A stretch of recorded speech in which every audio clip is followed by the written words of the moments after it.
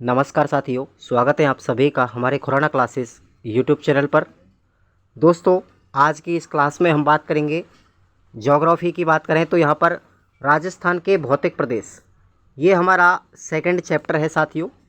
और भौतिक प्रदेशों से बहुत ज़्यादा मात्रा में प्रश्न पूछे जाते हैं। लगभग 2 से 3 प्रश्न आपके हर परीक्षा में भौतिक प्रदेशों से देखने को मिलेंगे।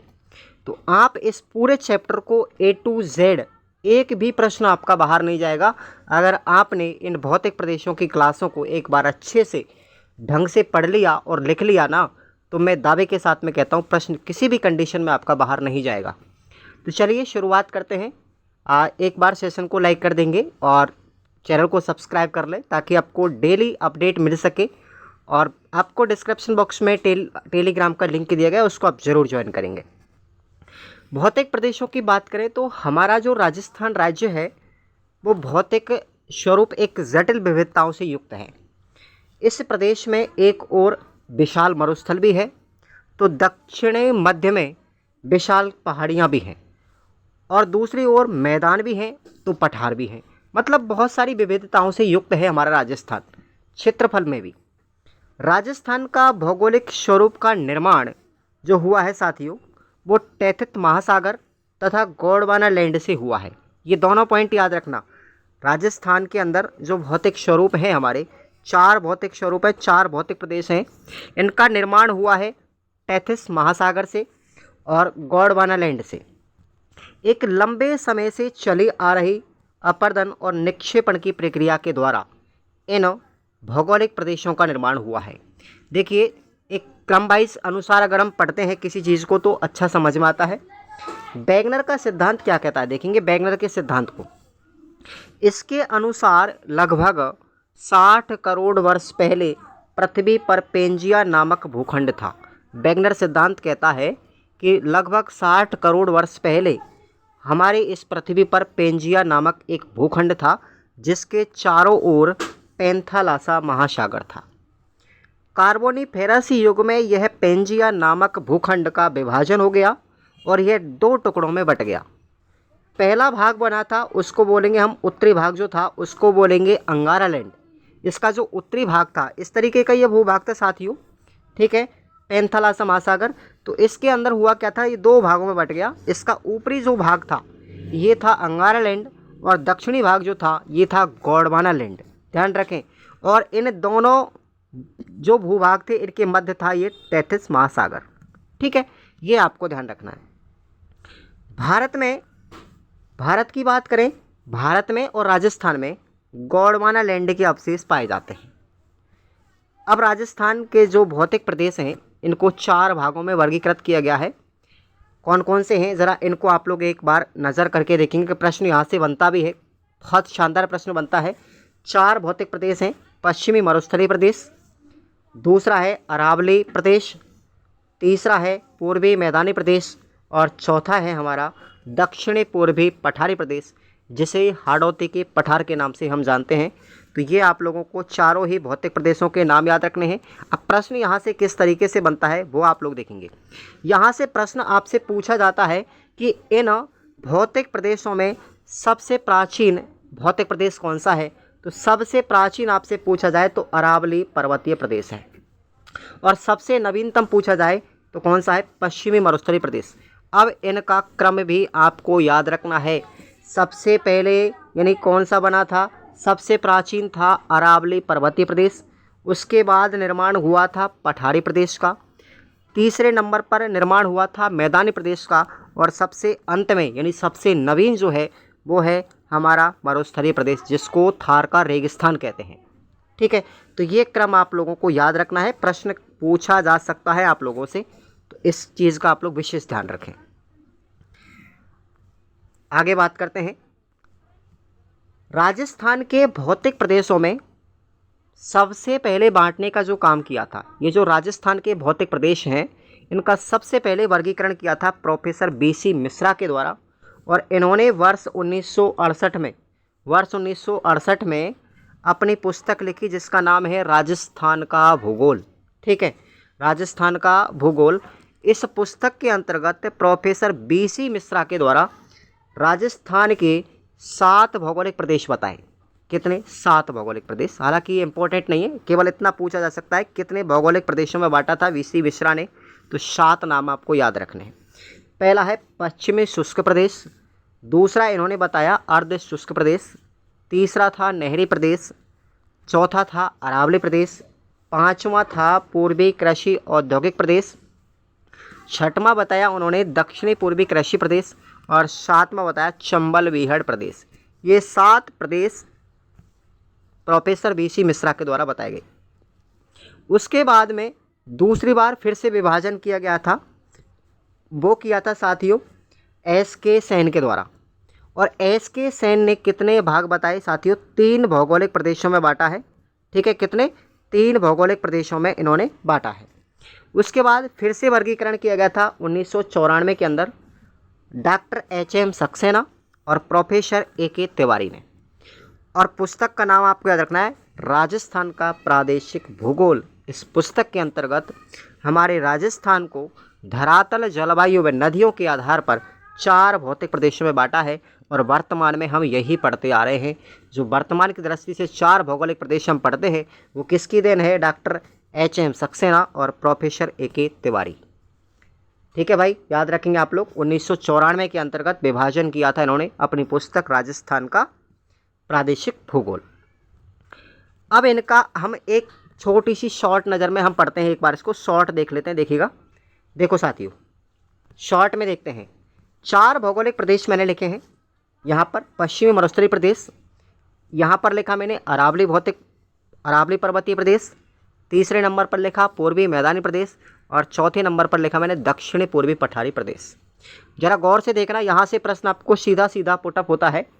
आपसे पूछा जाए कि उत्पत्ति के बारे में, देखिए प्रश्न पूछा जाएगा कि पश्चिमी मरुस्थलीय प्रदेश किसका अवशेष है, तो आपको बताना है टेथिस सागर का। अरावली पर्वतीय प्रदेश किसका अवशेष है, यानी इसकी उत्पत्ति किससे हुई है, तो गोंडवाना लैंड से। पूर्वी मैदानी भाग की उत्पत्ति हुई है नदियों से, और दक्षिणी पूर्वी पठारी भाग की उत्पत्ति हुई है गोंडवाना लैंड से। तो ध्यान रखें, गोंडवाना लैंड से अरावली और पठारी भाग इन दोनों की हुई है। पूर्वी मैदानी भाग की नदियों से लाकर बिछाई गई मिट्टी से हुई है, और पश्चिमी मरुस्थल जो है यहाँ पर ऐसा बताते हैं लोग कि यहाँ पर एक टेथिस महासागर था पहले, तो वहाँ से इसकी उत्पत्ति मानी जाती है। इनका युग पूछा गया है कई बार, तो पश्चिमी मरुस्थलीय प्रदेश का जो युग है उसकी उत्पत्ति हुई थी। काल पूछा जाए, युग पूछा जाए, एक ही बात है, तो उत्तर प्लेस्टोसिन याद रखेंगे। अरावली पर्वतीय प्रदेश जो है इसका काल है प्री कैम्ब्रियन काल में इसकी उत्पत्ति हुई। पूर्वी मैदानी भाग की जो उत्पत्ति हुई वो प्रारंभिक प्लेस्टोसिन में हुई, और दक्षिणी पूर्वी पठारी भाग की उत्पत्ति हुई क्रेस्टेशियन में, याद रखेंगे क्रेस्टेशियन। ओके, उसके बाद क्षेत्रफल देखेंगे, इंपॉर्टेंट है क्षेत्रफल, कई बार पूछा गया एग्जाम के अंदर। पश्चिमी मरुस्थलीय जो प्रदेश है इसका क्षेत्रफल है हमारा 61.11%। अरावली पर्वतीय प्रदेश का क्षेत्रफल है 9.3%। पूर्वी मैदानी भाग का जो प्रदेश क्षेत्रफल है 23.3%, और दक्षिणी पूर्वी पठारी प्रदेश का क्षेत्रफल है 6.29%। जरा याद रखेंगे आप लोग। इनमें जनसंख्याओं की बात करेंगे तो देखेंगे जनसंख्या हमारी मरुस्थल में निवास करती है 40%, अरावली क्षेत्र में 10%, पूर्वी मैदानी भाग में 40%, और पठारी प्रदेश में 11%। जलवायु की बात करेंगे तो पश्चिम मरुस्थल में 2 प्रकार की जलवायु है, शुष्क जलवायु और अर्ध शुष्क जलवायु। इसका कारण भी हम आपको आगे बताएंगे। पश्चिमी मरुस्थलीय जो प्रदेश है इसको 2 भागों में डिवाइड करती है। कौन सी रेखा करती है? 25 सेंटीमीटर वर्षा रेखा, याद रखेंगे आप लोग। अरावली पर्वतीय प्रदेश के अंदर जलवायु है वो उपाद्र जलवायु। पूर्वी मैदानी जो भाग है उसमें आर्द्र जलवायु पाई जाती है, और दक्षिणी पूर्वी पठारी जो प्रदेश है इसके अंदर हमारा कोटा संभाग आता है, पूरा कोटा, झालावाड़, बारा और ये आते हैं, तो ये आपकी अति आर्द्र जलवायु पाई जाती है यहाँ पर। मिट्टी की बात करेंगे तो देखेंगे पश्चिमी मरुस्थल जो है उसमें रेतीली बलुई मिट्टी पाई जाती है, अरावली क्षेत्र में पर्वतीय मिट्टी पाई जाती है, मैदानी भाग जो है उसमें जलोढ़ मिट्टी पाई जाती है, और पठारी जो भाग है उसमें काली मिट्टी पाई जाती है। तो ये आपको छोटा सा ये डायग्राम आपको याद रखना है अच्छे से, यहाँ से प्रश्न सीधा पुटअप किया जाता है। तो आप इसमें कोई संदेह नहीं करें, अच्छे से रट्टा मार लें इसको। राजस्थान प्रदेश की भौगोलिक विशेषताओं का निर्धारण 3 शब्दों से होता है। प्राचीन काल की अगर हम बात करें तो देखेंगे, एक तो है मरु, दूसरा है मेरु और तीसरा है ऊपरमाल। तीनों ही शब्द याद रखने हैं आपको, मरु, मेरु और माल, ठीक है, ऊपरमाल। तो मरु का मतलब होता है मरुस्थल, सीधी सी बात है, मरुस्थल जो है उसको बोलते हैं मरु।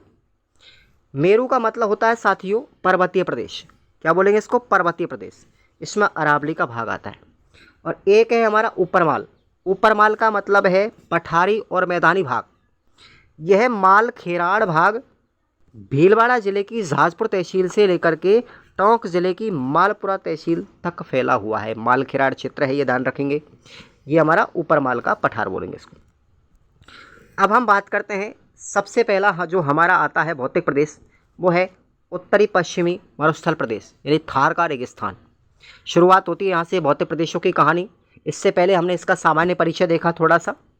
अब हम स्टार्ट करते हैं। पहला भौतिक प्रदेश है मरुस्थलीय प्रदेश। ये जो थार का मरुस्थल है साथियों, ये राजस्थान के पश्चिम स्थित है, ध्यान रखेंगे।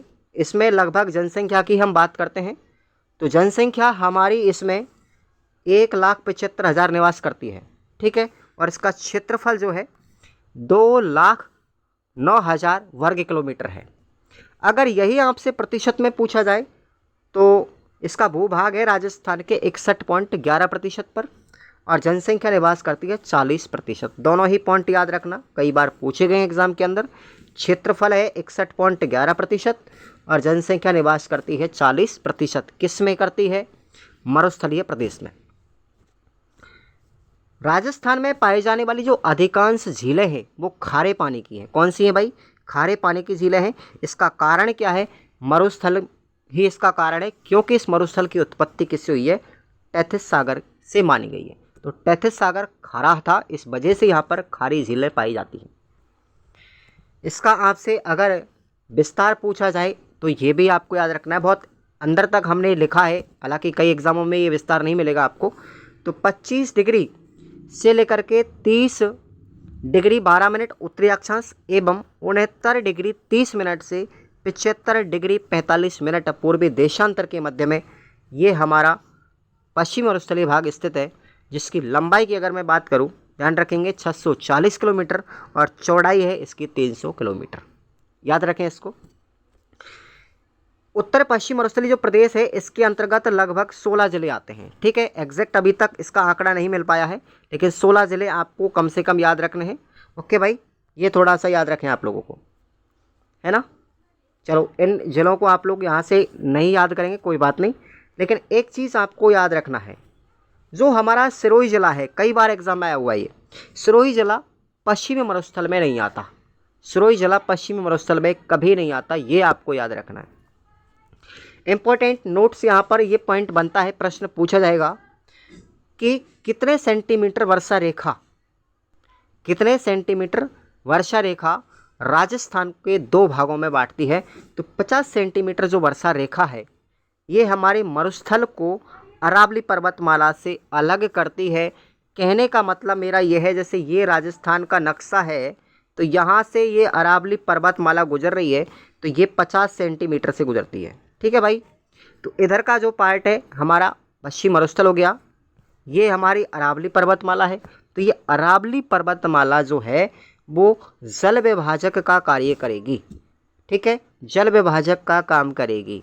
इसके बाद एक और रेखा निकलती है यहाँ से, ये वाली, ये 25 सेंटीमीटर वर्षा रेखा है। ये 25 सेंटीमीटर वर्षा रेखा यहाँ से हमारा कौन सा स्टार्ट हो जाता है, यहाँ से देखना गौर से, ये पश्चिम मरुस्थल है, इधर वाला क्षेत्रफल। तो इस पश्चिमी मरुस्थल को 2 भागों में डिवाइड करती है 25 सेंटीमीटर वर्षा रेखा। ध्यान रखें इसको भी। तो दोनों पॉइंट अच्छे से क्लियर रखेंगे। हमारी जो अरावली पर्वतमाला है, ठीक है, ये जो अरावली पर्वतमाला है ये राजस्थान को 2 भागों में बांटती है और 25 सेंटीमीटर वर्षा रेखा मरुस्थल को 2 भागों में बांटती है। और वो 2 भाग कौन कौन से हैं, एक तो बनेगा शुष्क मरुस्थल और दूसरा बनेगा अर्धशुष्क मरुस्थल। 2 भाग बन जाते हैं। अब हम कहानी को थोड़ा सा अंदर बढ़ाते हैं। पहले पढ़ेंगे हम शुष्क मरुस्थल। क्या पढ़ेंगे भाई, शुष्क मरुस्थल। थार के मरुस्थल के जिस क्षेत्र में 25 सेंटीमीटर से भी कम बरसात होती है उसको हम बिल्कुल शुष्क मरुस्थल के नाम से जानते हैं। इसमें ज़िले कौन कौन से आते हैं? बीकानेर, फलौदी, जैसलमेर, बाड़मेर, उत्तर पश्चिमी बालोतरा, है ना, उत्तर पश्चिमी जोधपुर जिला आता है। ग्रामीण को काट देंगे यहाँ से, जोधपुर जिला। तो याद रखेंगे, इसको भी दो भागों में बांटा गया है। शुष्क मरुस्थल जो प्रदेश है इसको दो भागों में डिवाइड किया गया है, इसको भी दो भागों में किया गया है। अब आपको याद रखना है कौन कौन से दो भाग हैं। एक तो है बालू का स्तूप युक्त मरुस्थलीय प्रदेश और दूसरा है बालू का स्तूप मुक्त मरुस्थलीय प्रदेश। एक तो है युक्त और दूसरा क्या है? मुक्त। ध्यान रखेंगे आप लोग। तो जो युक्त वाला है साथियों, ये है हमारा कितना, याद रखें, ये कितना है हमारा 58.50% भाग पर। ये कई बार एग्जाम में पूछा गया है। और मुक्त है हमारा 41.50% भाग पर। ये भी आपको नोट करना है यहाँ पर, ठीक है, नोट कर लीजिए आप लोग इसको। बालू का स्तूप युक्त पश्चिम मरुस्थल जो प्रदेश है ये हमारा है 58.50% और बालू का स्तूप मुक्त जो प्रदेश है वो है हमारा 41.50%। इतना अंदर तक आपको प्रश्न करने की दिक्कत ही नहीं आएगी, कहीं भी कैसा भी प्रश्न आ जाए। अब पढ़ेंगे हम बालू का स्तूप युक्त मरुस्थलीय प्रदेश। इसमें कौन कौन सी चीज़ें आती है, यहाँ से भी आपको प्रश्न पूछा जाता है अंदर से। देखिएगा, इसमें आते हैं हमारे अनुप्रस्थ बालू का स्तूप। ये प्रश्न देखेंगे गौर से, प्रश्न के आधार पर ही मैं आपको बता रहा हूँ। अनुप्रस्थ बालू का स्तूप क्या होते हैं? पवन की दिशा के समकोण में लंबवत बनने वाले जो स्तूप हैं वो हमारे अनुप्रस्थ बालू का स्तूप कहलाते हैं। ये जो स्तूप हैं हमारे अनुप्रस्थ वाले, ये बीकानेर के पुंगल के चारों ओर, हनुमानगढ़ जिले की रावतसर तहसील में, गंगानगर जिले की सूरतगढ़ तहसील में, चूरू व झुंझुनू जिले में पाए जाते हैं। याद रख लेंगे आप लोग, इनको याद हो जाए तो ठीक, नहीं हो तो ठीक, कोई दिक्कत वाली बात नहीं है। पर इतना आपको याद रखना है, पवन की दिशा के समकोण में लंबवत बनने वाले जो हैं वो हैं हमारे अनुप्रस्थ। कौन से हैं? अनुप्रस्थ। और इनको किस नाम से जानते हैं? इनको हम हेयर पिन टिब्बा के नाम से जानते हैं। वेरी वेरी इंपॉर्टेंट लाइन, ठीक है। हेयर पिन टिब्बा के नाम से कौन सी बालू का स्तूप है? अनुप्रस्थ बालू का स्तूप। उसके बाद है अनुदैर्घ्य बालू का स्तूप। ये साथियों पवन के दिशा के समांतर होते हैं। जैसे हमारी हवा इधर चल रही है तो ये भी इधर ही बनेंगे इस तरीके से, ठीक है। तो ये पवन की दिशा के समांतर बनते हैं। इनको हम क्या बोलेंगे? पवन अनुवर्ती या फिर रेखीय बालू का स्तूप भी इनको कहा जाता है। याद रखेंगे, इसका एक अन्य नाम भी है। क्या नाम है? ये हमारा एग्जाम में पूछा जा चुका है। अनुदैर्घ्य बालू का स्तूप को हम सीफ के नाम से जानते हैं। क्या बोलेंगे इसको? सीफ के नाम से जानते हैं, करेक्ट। इनका जो क्षेत्र है जैसलमेर के दक्षिण पश्चिम भाग में, जोधपुर में पाए जाते हैं, फलौदी, बालोतरा व बाड़मेर, इन जिलों में ये पाया जाता है। कौन सा? अनुदैर्घ्य बालू का स्तूप या सीफ। बरखान देखिए साथियों, बरखान वेरी वेरी इंपॉर्टेंट है लाडलो, बहुत ज़्यादा इंपॉर्टेंट है। ये स्तूप अर्धचंद्राकार आकृति में पाए जाते हैं इस तरीके से, ठीक है ना, इस तरीके से मिलते हैं ये, है ना। तो ये इस तरीके से बनते हैं अर्धचंद्राकार आकृति में, ओके। उनको बोलते हैं हम बरखान। अर्धचंद्राकार आकृति में बनने वाले स्तूप क्या कहलाते हैं? बरखान कहलाते हैं, ध्यान रखेंगे। और इन बरखान जो हैं, बरखान, इन स्तूपों की दोनों भुजाओं के मध्य में वायु की रगड़ के कारण कुछ गड्ढा बन जाता है जिसे हम स्थानीय भाषा में डांट या थली कहते हैं। यदि इन बालू का स्तूपों की एक श्रृंखला बन जाती है तो बीच बीच में कटी हुई होती है, उसको हम सीफ कहते हैं। इसको भी सीफ कहा जाता है, ठीक है। वहाँ सीफ का निर्माण हो जाएगा। इंपॉर्टेंट प्रश्न है, बरखान के लिए प्रसिद्ध गांव कौन सा है? भालेरी गांव। याद रखेंगे कौन सा गांव है? भालेरी गांव, चूरू में। इंपॉर्टेंट है, बरखान के लिए प्रसिद्ध गांव कौन सा है? भालेरी गांव, चूरू। दूसरी बात करते हैं, प्राचीन जो बरखान है हमारे कहाँ पाए जाते हैं? प्राचीन बरखान है हमारे जैसलमेर में, है ना। और नवीन बरखान जो है हमारे वो कहाँ पाए जाते हैं? शेखावाटी के अंदर। याद रखेंगे आप लोग इसको भी, ओके। नेक्स्ट है तारा बालू का स्तूप।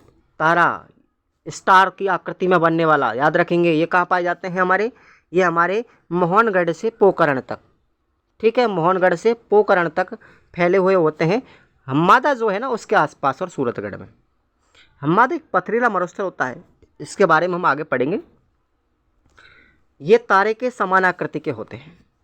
नेक्स्ट है पैराबोलिक या परवलयाकार। ये भी 2-3 बार एग्जाम में आ चुका है। बरखान की आकृति के विपरीत आकृति में बनने वाले, बरखान जो बनता है अर्धचंद्राकार के उसके विपरीत दिशा में बनने वाले, है ना, बनने वाले जो स्तूप हैं वो है पैराबोलिक। और इनकी जो आकृति होती है वो महिलाओं के हेयर पिन के जैसी होती है। ये प्रश्न कई बार आ चुका है। महिलाओं के हेयर पिन के जैसी आकृति कौन से स्तूप होते हैं, तो पैराबोलिक या फिर परवलयाकार। नेक्स्ट है इर्ग। इर्ग या अर्ग क्या होता है, तो ये अर्ग है वो वनस्पति रहित क्षेत्र है, लहरनुमा मरुस्थल होता है, लहरनुमा। अर्ग जो है या इर्ग है, इसका ऊपरी भाग टीला कहलाता है और निचला भाग धोरा कहलाता है। और धोरों के लिए, ठीक है, धोरों के लिए प्रसिद्ध गांव कौन सा है, समगाम, जैसलमेर। और सम एक ऐसा गांव है जहाँ पर बिल्कुल वनस्पति नहीं पाई जाती है, जंगल विहीन है, ठीक है, वनस्पति रहित क्षेत्र है ये राजस्थान का। उसके बाद है धरियन। धरियन क्या होता है, भ्रमणशील बालू का स्तूप जो है उनको हम धरियन कहते हैं। और ये सबसे ज़्यादा जैसलमेर में पाए जाते हैं। लाडलो याद रखना मेरे रसगुल्लो, काशी या कारवा। देखो काशी या कारवा क्या होता है, गांसी या कारवा। 2 बालू का स्तूपों के धोरों के मध्य का जो मार्ग होता है जिससे होकर के ऊंट गुजरते हैं, गांसी या कारवा कहलाता है। प्रश्न बाहर नहीं जाएगा, मैंने सारी की सारी शब्दावली लिख दी है। नेटवर्क बालू का स्तूप। ये स्तूप विभिन्न बालू का स्तूपों के पार्श्व पर विस्तृत ज्योत क्षेत्र व उनके बीच में बनते हैं। क्या कहलाते हैं, नेटवर्क बालू का स्तूप कहलाते हैं। उसके बाद है नेवका। नेवखा, झाड़ियों के पीछे बनने वाले रेत के टीले क्या कहलाएंगे, नेवखा या नेहरवा कहलाते हैं। उर्मिका क्या होती है भाई, उर्मिका देखिए, बालू का स्तूपों पर बनने वाली छोटी छोटी लहरदार परत क्या कहलाती हैं, उर्मिका कहलाती हैं। बालासन क्या है भाई, मरुस्थल का वह भाग जो पर्वत व चट्टानों से घिरा हुआ होता है और उसके अंदर जल इकट्ठा होने से क्या बन जाती है, झील बन जाती है। उन झीलों को क्या कहेंगे, बालासन कहेंगे, याद रखेंगे। नेक्स्ट है मरहो। मरहो, पोखर का पानी सूख जाने पर उपजाऊ मिट्टी का क्षेत्र क्या कहलाएगा, मरहो कहलाएगा। उसके बाद है बजादा। बजादा क्या होता है, मरुस्थल के पर्वतीय क्षेत्र में स्थित निम्न भूमि जिसमें पर्वतीय जल आकर के रुक जाता है, क्या कहलाता है, बजादा कहलाता है। नेक्स्ट है प्लाया। प्लाया साथियों झील है, जैसलमेर में पाई जाती है। वायु अपर्दन के कारण बनने वाली बड़ी बड़ी जो अस्थायी झीलें होती है वो कहलाती हैं प्लाया, ठीक है। और इन प्लाया झीलों से पालीवाल जो ब्राह्मण थे जैसलमेर के, वो खेती करते थे, कृषि करते थे। और इस कृषि को क्या कहेंगे, खड़ीन कृषि कहा जाता है। क्या कहा जाता है, खड़ीन कृषि कहा जाता है। नेक्स्ट आगे बात करते हैं रन या टाट। वायु अपर्दन के कारण बनने वाली छोटी छोटी अस्थायी झील हैं, उनको हम रन या टाट कहा जाता है, याद रखेंगे। उसके बाद है आगोर। मरुस्थलीय क्षेत्र के घरों में उपयोग के लिए जो जल के टाँके बनाए जाते हैं उनको क्या कहा जाता है, आगोर कहा जाता है, ठीक है भाई। अब हम बात करते हैं बालू का स्तूप मुक्त प्रदेश की। तो देखिएगा इसमें कौन कौन सी चीज़ें आती है, इनमें कौन कौन से क्षेत्र आते हैं बालू का स्तूप मुक्त प्रदेश में। अब तक जो हमने पढ़ा वो बालू का स्तूप युक्त पढ़ा, पूछ लेता है कई बार कि ये निम्न क्षेत्र किस में आएगा, तो इस तरीके से आपको याद भी रखने हैं। बालू का स्तूप मुक्त जो प्रदेश है उसमें आता है एक तो हम्मादा। क्या आएगा, हम्मादा। हम्मादा क्या है, एक पथरीला या चट्टानी मरुस्थल होता है जो किन किन जगहों पर पाया जाता है, पोखरण, फलोदी व बालोतरा के मध्य में। उसके बाद है सीज। ये सीज भी बालू का स्तूप मुक्त प्रदेश में पाया जाता है। सीज का मतलब सोलर एनर्जी एंटरप्राइजेज जोन। ये एक ऐसा क्षेत्र है जहाँ पर सौर ऊर्जा की बहुत अधिक संभावना पाई जाती है। अब प्रश्न बनता है यहाँ से, सीज जो क्षेत्र है उसमें कौन कौन से जिले शामिल हैं। याद रखेंगे 5 जिले शामिल हैं इसके अंदर। Very very important question.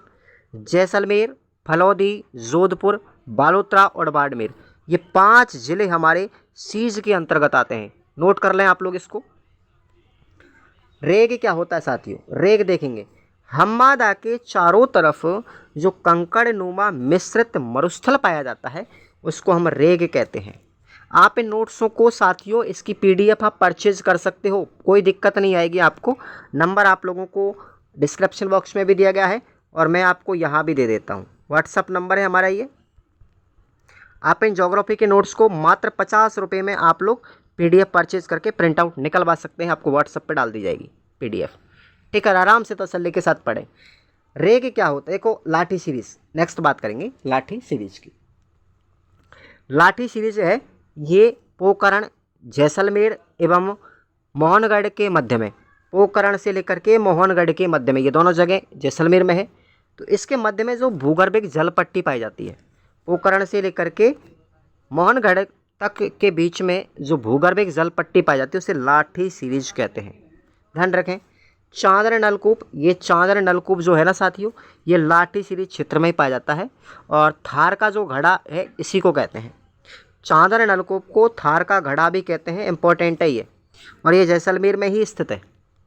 Very very important है, थार का घड़ा चांदर नलकूप जैसलमेर में है। सेबण घास बहुत बार पूछी गई है। सेबण घास, भाई सेबण घास क्या है? एक प्रोटीन युक्त घास है जो कहाँ पाई जाती है? जैसलमेर में पाई जाती है। इसका वैज्ञानिक नाम भी आप लोग याद रखेंगे, लसियारूस सिडिकस। क्या नाम है? लसियारूस सिडिकस। सेबण घास है ये। उसके बाद है मगरा। मगरा क्या है? पोकरण से लेकर बालोतरा तक पाई जाने वाली टूटी फूटी पहाड़ियाँ क्या कहलाती हैं? मगरा कहलाती हैं। ठीक है ना। अब हम बात करते हैं, अगला नोट है एक, मगरा की जो पहाड़ियाँ हैं वो त्रिकूट पहाड़ी स्थित है। मगरा पर ही त्रिकूट की पहाड़ी स्थित है और इसी त्रिकूट की पहाड़ी पर क्या बना हुआ है? जैसलमेर का दुर्ग बना हुआ। ध्यान रखना, मगरा की जो पहाड़ियाँ हैं उनमें एक त्रिकूट पर्वत भी स्थित है और इसी त्रिकूट पर्वत पर त्रिकूट पहाड़ी है और त्रिकूट की पहाड़ी जो है इस पर जैसलमेर का दुर्ग बना हुआ है। आपसे पूछे कि त्रिकूट पर्वत कहाँ पर है, ये थोड़ा कन्फ्यूजन मैं अभी बता देता हूँ। त्रिकूट पर्वत है साथियों करौली के अंदर, और करौली जिला आता है। और इसी त्रिकूट पर्वत पर क्या बना हुआ है? कैला देवी का मंदिर बना हुआ है। ध्यान रखेंगे, त्रिकूट पहाड़ी अलग है, इस पर जैसलमेर का दुर्ग बना हुआ है, और त्रिकूट जो पर्वत है वो करौली में है, इस पर कैला देवी का मंदिर बना हुआ है। दोनों में कन्फ्यूजन दूर होना जाना चाहिए। अभी नेक्स्ट देखेंगे, आकलबुड फॉसिल पार्क यानी जीवाश्म उद्यान। यहाँ पर क्या मिले हैं? जीवाश्म के अवशेष मिले हैं, यह भी जैसलमेर में है। पीबड़ा बहुत बार पूछा गया, पीबड़ा क्या है? एक सर्प है, जहरीला सांप है जो पश्चिम मरुस्थल जैसलमेर में पाया जाता है। रेगिस्तान का जल महल क्या कहलाता है भाई? रेगिस्तान का जल महल कहलाता है बाटाड़ू का कुआं। ये किस जिले में है? बालोतरा जिला कर लेना भाई। अब बालोतरा में है बाटाड़ू का कुआं, जिसको रेगिस्तान का जल महल कहते हैं। गोडावन पक्षी की प्रजनन स्थली, ये जैसलमेर में ही है, और जैसलमेर में बहुत सारी घासें पाई जाती हैं। आपने एक तो पढ़ा सेबण घास। देखो ये प्रश्न मैंने क्यों लिखा है यहाँ पर, एक बार पूछा गया था। सेबण, करड़ी, धामण और तरड़गम ये किसके प्रकार हैं? तो ये घास के प्रकार हैं साथियों। कहाँ पाई जाती हैं? जैसलमेर में ही पाई जाती हैं। काजरी ये एक संस्थान है, और आफरी ये भी एक वन संस्थान है। तो ये दोनों जोधपुर में स्थित हैं। ठीक है, ये इसी के अंतर्गत आती है। आगे बात करते हैं अर्ध शुष्क मरुस्थलीय प्रदेश। हमने पढ़ा था कि मरुस्थल को 2 भागों में बांटा था 25 सेंटीमीटर वर्षा रेखा ने। तो एक तो हमने पढ़ लिया। अब हमारा नंबर आता है दूसरे पर, अर्ध शुष्क मरुस्थलीय प्रदेश, इसका सेकंड भाग है। ठीक है ना, ध्यान रखेंगे आप लोग। तो ये 25 से लेकर के 50 सेंटीमीटर वर्षा रेखा के मध्य में पाया जाता है ना। इस प्रदेश को 4 भागों में बांटा गया है। वेरी वेरी इंपॉर्टेंट है, ध्यान रखेंगे, है ना। वेरी वेरी इंपॉर्टेंट है ये। इसको 4 भागों में बांटा गया है अर्ध शुष्क मरुस्थलीय प्रदेश को। पहला है घग्गर का मैदान, दूसरा है शेखावाटी प्रदेश, तीसरा है नागौर उच्च भूमि और चौथा है लूणी बेसिन क्षेत्र। कई बार आपसे पूछ लेता है निम्न में से अर्ध शुष्क मरुस्थलीय प्रदेश का भाग नहीं है। इसमें से आपको 3 दे देगा और 1 अलग दे देगा, इसमें बाणगंगा लिख देगा वो आपको, तो बताओ कौन सा नहीं है। तो भाई इस तरीके से कन्फ्यूजन नहीं होना, आपको याद रखने हैं घग्गर, शेखावाटी, नागौरी और लूणी, ये 4 ही भाग है बस। इसके अलावा अगर आपको कोई भी ऑप्शन में दिख जाए तो वो अर्ध शुष्क में नहीं आएगा, ठीक है ना। देखिएगा, शुरुआत करते हैं घग्गर का मैदान। हेडिंग देखो, घग्गर का मैदान। साथियों ये घग्गर नदी के द्वारा बनाया जाता है, ये घग्गर बेसिन क्षेत्र है और किस जिलों में है, गंगानगर और हनुमानगढ़, 2 जिले हैं। अनूपगढ़ तो हटा ही दिया, अब जिला नहीं है अनूपगढ़, ध्यान रखना आप लोग। तो गंगानगर और हनुमानगढ़ 2 जिलों में घग्गर नदी का मैदान है। ध्यान रखें, घग्गर नदी जो है वो कहाँ से निकलती है, शिवालिक की पहाड़ियों से निकलती है, हिमाचल प्रदेश से, और हनुमानगढ़ में प्रवेश करती है, टिब्बी नामक स्थान है, ठीक है, वहाँ से प्रवेश करेगी। और ये आंतरिक प्रवाह की सबसे लंबी नदी कौन सी है, एक डाउट आपको क्लियर करना है। आंतरिक प्रवाह की सबसे लंबी नदी पूछा जाए, ठीक है, आंतरिक प्रवाह की सबसे लंबी नदी पूछी जाए तो कौन सी है, घग्गर है। लेकिन ये साथियों पूर्णतः राजस्थान में वो नहीं है आंतरिक, क्योंकि ये अंतर्राष्ट्रीय भी है। ध्यान रखें, ये अंतर्राष्ट्रीय भी है। कारण क्या पता है, इसके अंदर जब बाढ़ आती है ना, पानी की बाढ़ आती है, तो ये पाकिस्तान तक चली जाती है, फोर्ट अब्बास तक चली जाती है, ध्यान रखना। घग्गर नदी का जो बेसिन क्षेत्र है उसका प्राचीन नाम है योद्धे प्रदेश, ये भी आपको याद रखना। अब प्रश्न बनता है यहाँ से, घग्गर नदी को हनुमानगढ़ में क्या कहते हैं। घग्गर नदी जो है उस घग्गर नदी का जो बहाव होता है, या घग्गर नदी को हनुमानगढ़ में नाली के नाम से जानते हैं, पाकिस्तान में इसको हकरा के नाम से जानते हैं, ध्यान रखना। घग्गर नदी के द्वारा जो निर्मित मैदान है उसको पाट कहा जाता है, और यह पाट हनुमानगढ़ में स्थित है, जो बासमती चावल के लिए प्रसिद्ध है। इस घग्गर नदी के बारे में हम आगे चर्चा नदियों में करेंगे साथियों, बहुत डीपली तरीके से, फिर भी आपको मैं शॉर्ट पढ़ा देता हूँ यहाँ पर। सेम समस्या देखो क्या होता है, इंदिरा गांधी नहर परियोजना के कारण वहाँ की भूमि कैसी हो गई, दलदली हो गई। अब दलदली हो गई तो साथियों इस समस्या से सुलझने के लिए यूकेलिप्टस के पौधे लगाए गए, जिसको सफ़ेदा का पौधा कहते हैं, वो लगाया गया। अब सफ़ेदा का पौधा जो होता है ना, सफ़ेदा का पौधा यूकेलिप्टस, वो पर्यावरण का प्रदूषक होता है। तो पहले से ही ऑलरेडी भूमि दलदली है, ऊपर से यूकेलिप्टस का पौधा लगा दिया तो पर्यावरण और प्रदूषित हो गया। मतलब इस समस्या के कारण दूसरी समस्या उत्पन्न हो गई, मतलब समस्या सेम हो गई, तो सेम समस्या नाम हो गया। अब उसके उपचार के लिए क्या किया गया था, मिट्टी में जिप्सम डाला गया, ठीक है। तो सेम समस्या का उपचार जिप्सम से किया जाता है, मतलब मिट्टी के अंतर्गत क्षारीयता आनी चाहिए, तो क्षारीय क्या होता है, जिप्सम। सेम समस्या के लिए प्रसिद्ध गांव या चर्चित गांव कौन सा है साथियों, पांडुपोल हनुमानगढ़ है। पांडुपोल एक गांव का नाम है जो हनुमानगढ़ जिले में आता है। नेक्स्ट उसके बाद हम बात करेंगे दूसरा जो हमारा क्षेत्र आता है इसी में अर्धशुष्क में, शेखावाटी प्रदेश। शेखावाटी प्रदेश में कौन कौन से जिले आते हैं, एक आता हमारा सीकर, एक आता हमारा नीम का थाना, ये जिला नहीं है साथियों, ध्यान रखना, ये नीम का थाना जिला नहीं है। चूरू, झुंझुनू, डीडवाना का कुछ भाग इसमें आता है। कांतली नदी का बहाव क्षेत्र ही शेखावाटी कहलाता है। शेखावाटी की प्रमुख नदी कौन सी है, कांतली, ध्यान रखेंगे आप लोग। और इस कांतली नदी जो है इसका बहाव क्षेत्र शेखावाटी में क्या कहलाता है, तोरावटी कहलाता है। ये प्रश्न कई बार पूछा गया है, नोट कर लो इसको। तोरावटी क्या है, शेखावाटी में कांतली नदी का बहाव क्षेत्र। शेखावाटी जो क्षेत्र, इसकी स्थापना राव शेखा के द्वारा की गई थी। इस प्रदेश में विशेषकर चूने की परतें पाई जाती हैं, जो गर्मियों में अधिक गर्म और सर्दियों में अधिक ठंडी रहती है। इसी कारण से चूरू जो है, चूरू सर्दियों में बहुत गर्म रहता है ना, और सर्दियों में तो न्यूनतम तापमान होता है और गर्मियों में अधिक तापमान। इसलिए अब आपको प्रश्न क्या बना, सर्वाधिक वार्षिक तापांतर वाला जिला कौन सा है, चूरू है। सबसे ज़्यादा गर्म और सबसे ठंडा जिला भी चूरू है। ठीक है, और इस प्रदेश को राजस्थान का बांगर प्रदेश भी कहते हैं। ध्यान रखना, शेखावाटी प्रदेश को क्या बोलेंगे? बांगर प्रदेश। कांतरी नदी का प्रदेश है ये, इसको तोराबट्टी भी कहते हैं, बांगर प्रदेश भी कहते हैं। इसमें क्या क्या चीज़ें पाई जाती है? यहाँ पर सर पाए जाते हैं। सर मतलब सरोवर, तालाब। ठीक है, यहाँ के जो तालाब है उनको सर या सरोवर कहा जाता है। जौहड़ क्या होते हैं? शेखावाटी के अंतर्गत जो कच्चे कुएं होते हैं ना, कच्चे कुएं, उनको जौहड़ कहते हैं। ये प्रश्न भी इंपॉर्टेंट है। जौहड़ क्या है? कच्चे कुएं, शेखावाटी में पाए जाने वाले। अब आपको और भी डाउट क्लियर कर दूं मैं। शेखावाटी के कच्चे कुओं को तो जौहड़ कहा जाता है, लेकिन जयपुर के आसपास के क्षेत्र में जो कच्चे कुएं पाए जाते हैं उनको क्या कहते हैं? बेरा कहा जाता है। क्या कहेंगे उनको? बेरा कहा जाता है। ध्यान रखना, शेखावाटी में पाए जाने वाले जो पक्के कुएं हैं उनको नाड़ा कहते हैं। बीड़ क्या है? बीड़ देखेंगे साथियों, बीड़ क्या है? शेखावाटी प्रदेश में पाए जाने वाले घास के मैदान क्या कहलाते हैं? बीड़ कहलाते हैं। बीड़ क्या है? शेखावाटी प्रदेश में पाए जाने वाले घास के मैदान बीड़ कहलाते हैं। लेकिन याद रखना, जयपुर के आसपास जो मैदान पाए जाते हैं घास के, उनको क्या कहेंगे? उनको बीड़ा कहा जाता है। ध्यान रखना, उनको क्या कहा जाता है? बीड़ा कहा जाता है। बस आ की मात्रा का ही अंतर है, कन्फ्यूजन नहीं होना है। आगे देखेंगे, तीसरा आता है हमारा नागौर उच्च भूमि।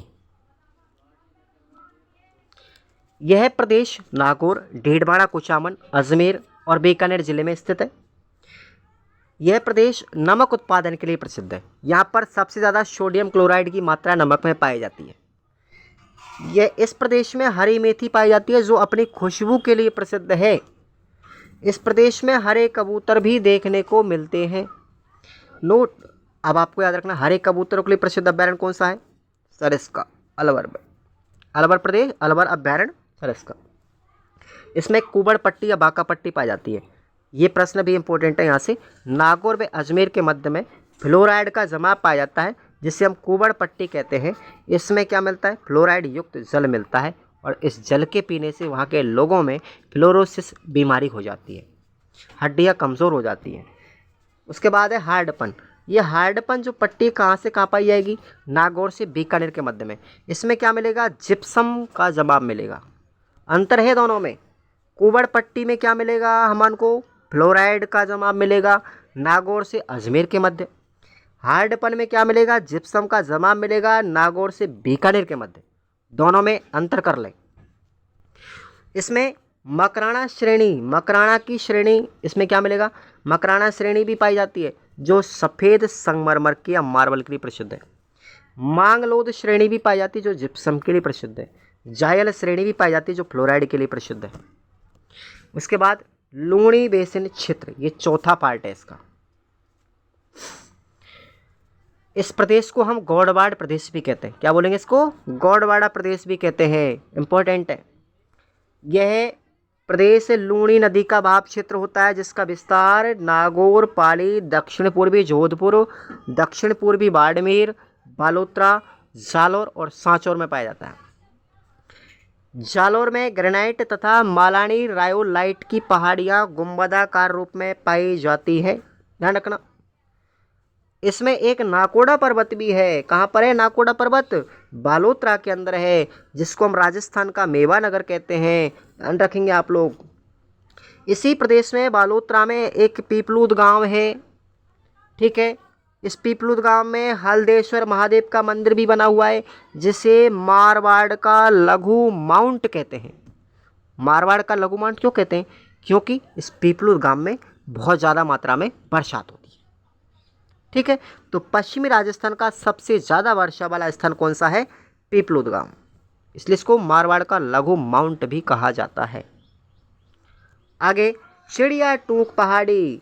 भैया ये मेहरानगढ़ का जोधपुर चिड़िया टूक पहाड़ी पर बना हुआ है, ये इसी में आता है, लूणी प्रदेश में ही। 56 की पहाड़ियाँ ये बालोतरा में हैं। ध्यान रखना, 56 का मैदान कहाँ पर है? बांसवाड़ा के अंदर। ठीक है ना, 56 का मैदान बांसवाड़ा के अंदर है और 56 की पहाड़ियाँ बालोतरा के अंदर है। ये मौकलसर से सिवाना बाड़मेर तक फैली हुई है। 56 का पर्वत ये भी बाड़मेर में है। 56 का मैदान ये नोट कर लेना, 56 का मैदान पाया जाता है बांसवाड़ा प्रतापगढ़ के मध्य में। सांचौर बेसिन क्षेत्र ये भैया जालौर जिले में है और इस सांचौर को राजस्थान का पंजाब भी कहा जाता है। इसमें जसवंतपुरा की पहाड़ियाँ भी पाई जाती हैं इसी क्षेत्र में, जालौर के अंदर। और इन जसवंतपुरा की पहाड़ियों में सबसे ऊंची जो पहाड़ी है या चोटी है वो है डोरा पर्वत। ये पश्चिमी राजस्थान की सबसे ऊंची चोटी है। इसराना भाकर, रोजा भाकर सब इसी के अंदर पाई जाती हैं, जसवंतपुरा की पहाड़ियों का ही भाग है। तो पश्चिमी राजस्थान की सबसे ऊंची चोटी 869 मीटर है, डोरा पर्वत जालौर के अंदर है। जसवंतपुरा की पहाड़ियों के पश्चिम में रानीवाड़ा उच्च प्रदेश भी है। यह रानीवाड़ा सांचौर जिले में स्थित है, जो वृक्ष विहीन अनावृत प्रदेश है। वेरी वेरी इंपॉर्टेंट, वृक्ष विहीन अनावृत प्रदेश कौन सा है? रानीवाड़ा। कौन सा? रानीवाड़ा, सांचौर जिले में। तो ये आप लोगों का होता है शुष्क मरुस्थल वाला प्रदेश पूरा का पूरा। ठीक है, उत्तरी पश्चिमी मरुस्थलीय प्रदेश आपका पूरा हो चुका है। इसके बाद में हम अगली क्लास में पढ़ेंगे अरावली का पर्वतीय प्रदेश। ठीक है साथियों, यहाँ तक आप लोगों ने कितना समझा, आप इसको ढंग से एक बार फिर से देखेंगे वीडियोस को और अपने नोट्स तैयार करेंगे या अपने PDF नोट्स आप परचेज़ कर लेंगे। हमारे दिए गए नंबर पर डिस्क्रिप्शन बॉक्स में आपको नंबर दिया गया है, वो व्हाट्सअप नंबर है, उस पर आप मैसेज करें। उसी नंबर पर आप पेमेंट कर दें, फ़ोन पे, गूगल पे, आपको तुरंत मिल जाएंगे PDF। Thank you so much.